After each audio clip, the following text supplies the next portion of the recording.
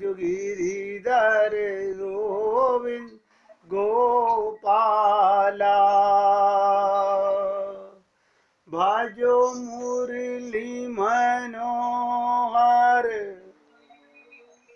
नंद लाला, भाजो मुरली मनोहर नंद लाला, भाजो गिरिधर गोविंद गोपाला, भाजो गिरिधर गोविंद गोपाला। बोलिए वृंदावन बिहारी लाल की जय जय श्री राधे, जय जय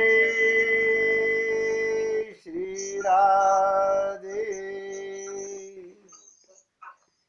सभी भक्तों से निवेदन, बहुत एकाग्रचित होकर सत्संग के प्रत्येक शब्द को हृदयंगम करने का प्रयत्न करें। एक बहुत इम्पोर्टेंट बात आपको बताने जा रहा हूँ, बहुत एकाग्रता से सुनेंगे। हम अपने आप को इतने जन्मों के बाद भी नहीं जान सके। सोचिएगा, एक शब्द पर चर्चा आज 5वें दिन चल रही है कि हमें स्वार्थ के अंदर स्वयं माने अपना, इसका ज्ञान नहीं है। कमाल हो गया। हमारे को सारे रिश्तेदारों के नाम पता हैं, अपने मकान का पता है, बैंक बैलेंस का पता है, बैंक का पता है, गली मोहल्ले के सारे लोगों का पता है, लेकिन अपना पता नहीं कि मैं कौन हूं। इसमें कोई बुरा मानने वाली बात नहीं। आप सोचिएगा कि हमारा आज तक कल्याण ना हो पाने का कारण कोई और नहीं है, केवल एक ही कारण है कि हम स्वयं को स्वयं माने अपना, अपना अर्थ माने मतलब। ध्यान से सुनिएगा, जिस व्यक्ति को अपना मतलब ही नहीं पता कि मैं इस संसार में क्यों आया हूं, मैं इस शरीर में क्यों आया हूं। संत महात्मा तो हम पर कृपा करते हैं। सीतारामाचार्य जी ने कह दिया, इस देह में हरि मिलत है। हम डिसाइड करें हरि से मिलना है या संसार से मिलना है। भगवत प्राप्ति कठिन नहीं है। क्यों? क्योंकि भगवान ही है जो मिला हुआ है। एक एक शब्द पे ध्यान दीजिएगा, भगवान ही है जो मिला हुआ है, बाकी सब माना हुआ है। देखिए, ये शरीर मैं हूं, मैंने माना हुआ है। ये परिवार मेरा एक गलती से, हमारी एक ठोकर से, हमारी एक त्रुटि से हम गलती पर गलती करते जा रहे हैं और उसका दुख भोग रहे हैं। रामकृष्ण परमहंस कहा करते थे, भगवान तो सबके मन में है, भगवान तो सबके मन में है, लेकिन सबका मन भगवान में नहीं है। देखिए कमाल की चीज, भगवान सबके मन में है और सबका मन भगवान में नहीं है। और दोष क्या देते हैं हम लोग? हमें अच्छे गुरु नहीं मिले, हमें अच्छा संग नहीं मिला। एक बात कड़वी, मील का पत्थर साबुत होने वाली बात बोल रहा हूं, चाहो तो नोट कर लीजिएगा। चाहे किसी मार्ग से चलो, किसी संप्रदाय के शिष्य बन के चलो, कोई भी साधना करो, लेकिन हमें दो चीजें छोड़नी पड़ेंगी, एक अहमता और एक ममता। ये है कुछ नहीं, केवल धोखा है। और हम सब लोग इस धोखे में, नहीं ऐसे कैसे छोड़ दें। आप सोचिए, जन्म गुजर गए हमारे, कितने जन्म और हम आते रहेंगे ऐसे ही जेल खाने में। हमारे गुरुदेव कहा करते थे, भगवान मन के कर्म को नोट करते हैं और इंद्रियों के कर्म को नोट नहीं करते। और हम सब लोग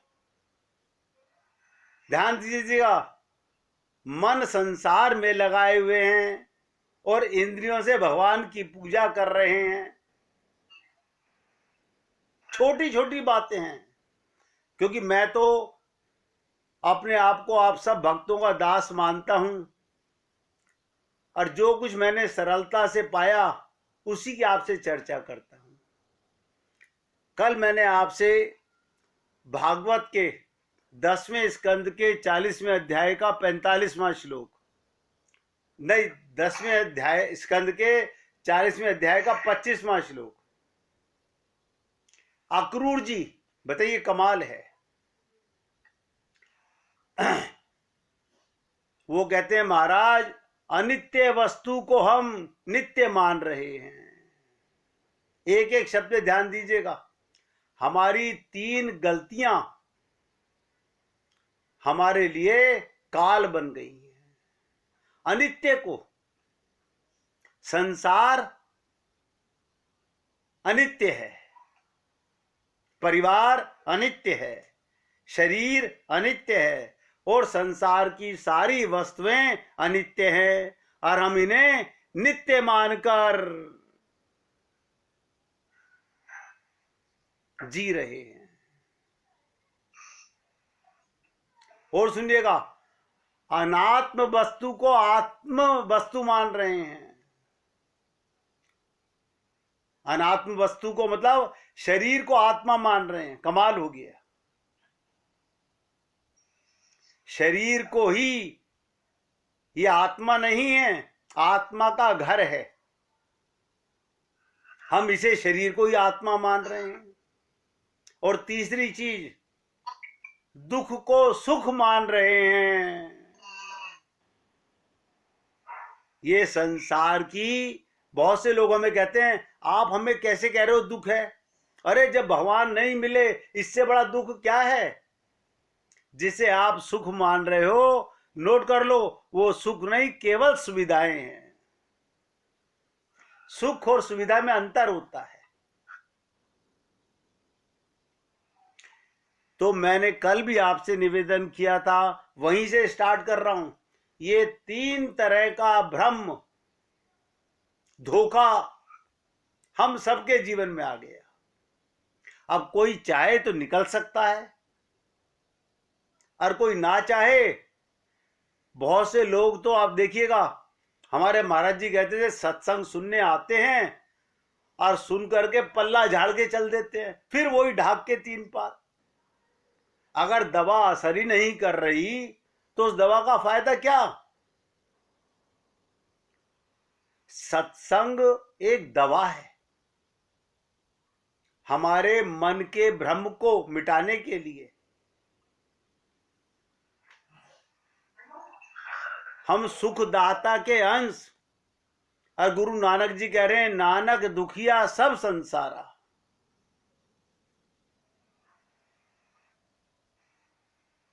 तो बहुत ध्यान से सुनेंगे।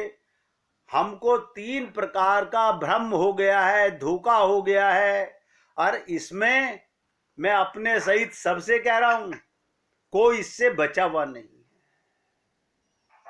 हम सब एक ही थैली के चट्टे बट्टे हैं। अपना कल्याण ही नहीं करना चाह रहे। मुझे तो कई बार ताज्जुब होता है, लोग कहते हैं कोई दुख नहीं पाना चाहता।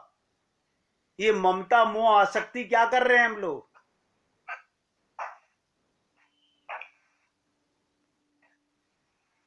अब ध्यान से सुनिएगा, मायावद जीव को 3 भ्रम हो गए हैं। फिर आपसे द्वारा निवेदन कर रहा हूं एक ही बात को। संसार अनित्य है, इसको हमने नित्य मान लिया। आया है सो जाएगा, राजा रंक फकीर।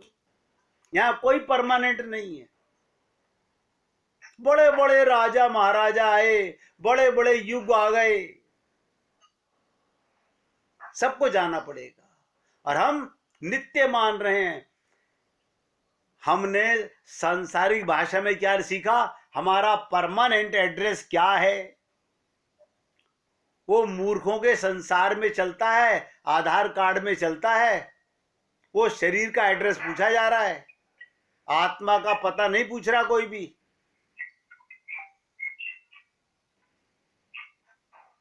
तो पहली चीज मैंने कहा, संसार अनित्य है, इसको हम नित्य मान रहे हैं। दूसरी चीज मैंने कहा, शरीर अनात्म है, आत्मा नहीं है ये। शरीर आत्मा का घर है, और इसको शरीर को हम आत्मा मानकर मैं मान रहे हैं। हम इस शरीर को अपने आप को आइडेंटिफाई करते मैं। और बहुत गहराई से नोट कीजिएगा, 99.99% लोगों की गलती, संसारी दुख को हम सुख मान रहे हैं। ये संसारिक दुख है। आपकी ममता, आपका मोह, आपकी आसक्ति, आपका संसार में अपनापन, इससे बड़ा कोई दुख नहीं है संसार में। परमात्मा के अंश होकर के जड़ वस्तुओं में ममता कर रहे हो, जड़ रिश्ते नातों में ममता कर रहे हो, मोह कर रहे हो। यहां एक करेक्शन कर देता हूं। अगर आप अपने घर के, अपने परिवार के किसी भी मेंबर में आत्मा मान के दर्शन करते हैं, परमात्मा का अंश मान के दर्शन करते हैं, तो आपकी दृष्टि सत्य की दृष्टि है, वरना पाप की दृष्टि है। और हम सुख मानकर संसार के पीछे भाग रहे हैं। मैंने कहा था ना, अगर सत्संग की जगह आपके गली मोहल्ले में कहीं पर आपको 10-10 ग्राम के सोने के बिस्किट मिल रहे हो, तो सब जने आज हम सत्संग नहीं सुन पाएंगे। क्या कारण? ये जानने के बाद भी कि माया महाठगनी हम जानी। तो मेरे भाई, ये बहुत बड़ा धोखा हम सबको हो गया है।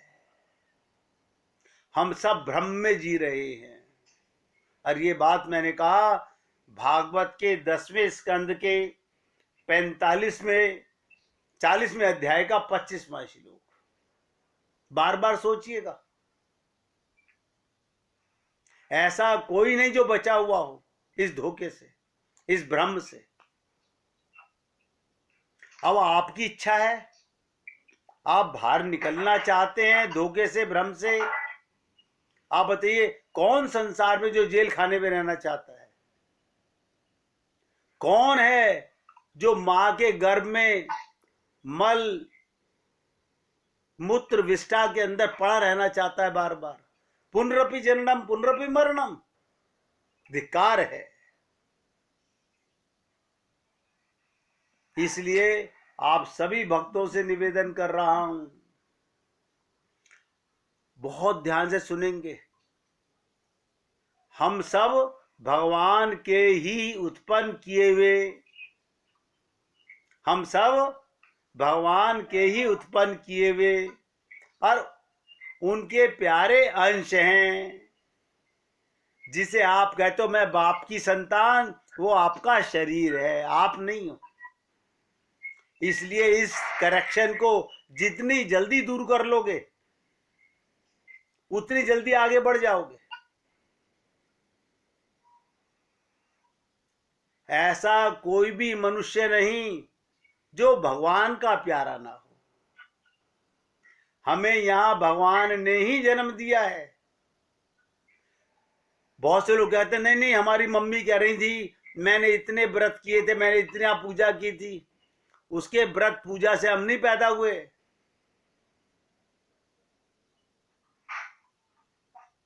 भगवान ने ही जन्म दिया है। कोई भी व्यक्ति ये नहीं बता सकता कि मैंने आज अपनी मर्जी से यहां जन्म लिया। पालन पोषण भी भगवान ही करते हैं, रक्षा भी भगवान करते हैं। किसी में कहने की हिम्मत नहीं मैं इतने वर्ष जीऊंगा, इतने वर्ष ही यहां रहूंगा।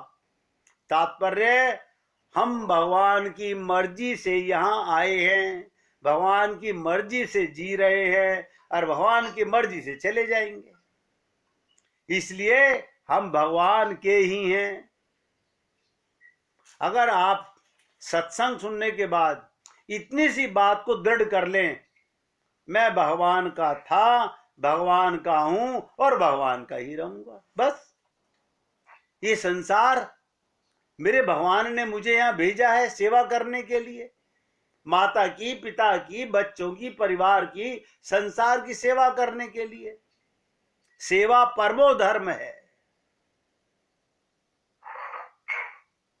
एक संत से, ध्यान से सुनिएगा, एक संत से किसी ने पूछा कि किधर जाओगे। एक संत से पूछा कि किधर जाओगे, तो वो बोले फुटबॉल को क्या पता, फुटबॉल को क्या पता वो किधर जाएगी। खिलाड़ी जिधर ठोकर लगाएगा, खिलाड़ी जिधर ठोकर लगाएगा वहीं जाएगा। इसी तरह भगवान जहां भेजेंगे वहीं जाएंगे।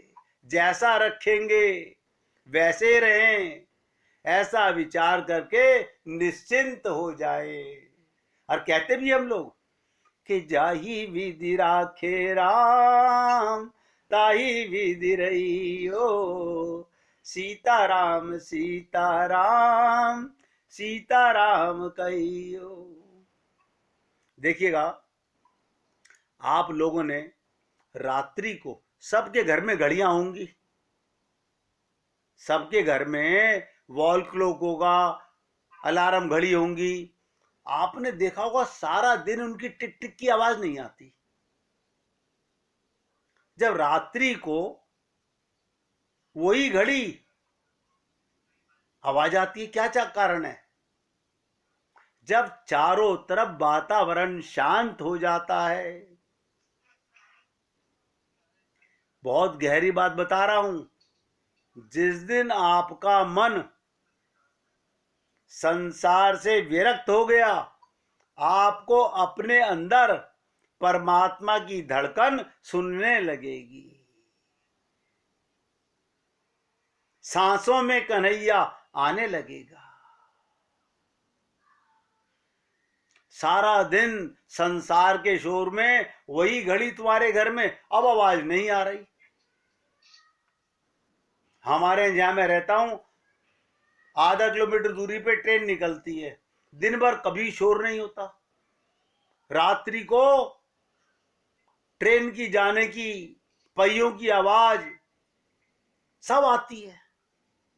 इसका मतलब अगर तुम संसार से शांत हो जाओ तो परमात्मा की अनुभूति होने लगेगी। लेकिन हम शांत होते नहीं। क्यों? हमारा मन धड़ धड़ धड़ धड़ धड़ धड़ सारा दिन। हम तो रजाई में लेटे हुए थे, लेकिन मन परिवार चला रहा था, मन संसार चला रहा था।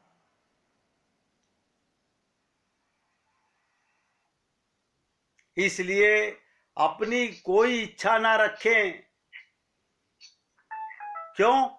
अब मरने की तो चिंता खत्म हो जानी चाहिए। अगर मैं हाथ जोड़ के निवेदन कर रहा हूं, अगर इतना सुनने के बाद भी कोई व्यक्ति ये कहता है अब तो हम मर जाएंगे, तो मुझे लगता है हमने सत्संग सुना ही नहीं। अरे अब तो इतना दृढ़ संकल्प हो जाना चाहिए कि राम मरे तो मैं मरूं, मैं उसका अंश हूं, किसी के मारे नहीं मर सकता।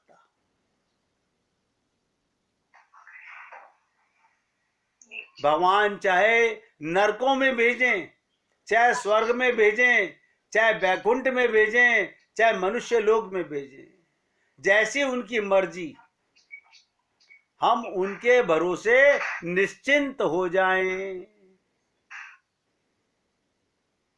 अपनी अलग से कोई इच्छा ना रखकर भगवान की इच्छा में अपनी इच्छा मिला दें, बस। लेकिन ऐसे कैसे हो सकता है? हमारी तो इच्छाएं इतनी हैं। याद रखना, हम सब अपनी इच्छाओं से ही परेशान हैं। केवल इतने से ही हमारा जीवन सफल हो जाए। लंबी चौड़ी बात करने का कोई लाभ नहीं है।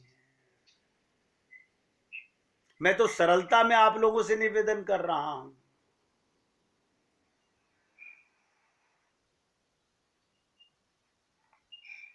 अगर ये जीव इतना समझ जाए, अब लोग पूछते हैं ऐसे कैसे हो सकता है कि इंद्रियां काम करें और मन नहीं करे? अर्जुन ने लाखों को मारा, भगवान ने उसका कर्म नोट नहीं किया। क्यों? उसका मन भगवान में था। हनुमान जी ने हजारों ब्राह्मणों की हत्या की, प्रभु राम ने उनका ये पाप नोट नहीं किया। और हम लोग क्या करते हैं? बैठे मंदिर में हैं, पूजा कर रहे हैं, पंडित जी कथा सुना रहे हैं, हम बड़े मजे से सुन रहे हैं, और मन बस अभी जाके पति जी का खाना बनाना है, चाय बनानी है, ब्रेकफास्ट करना है, फिर मुझे वहां शादी में जाना है, फिर मुझे वहां, ये सारा वहां मंदिर में बैठ के जब कोई नहीं टोकता तो सारी ये बातें हम लोग करते हैं अपने मन में। और आपको क्या लगता है हम तो मंदिर हो के आए, पूजा करके आए हैं? 1 मिनट कीर्तन कीजिए,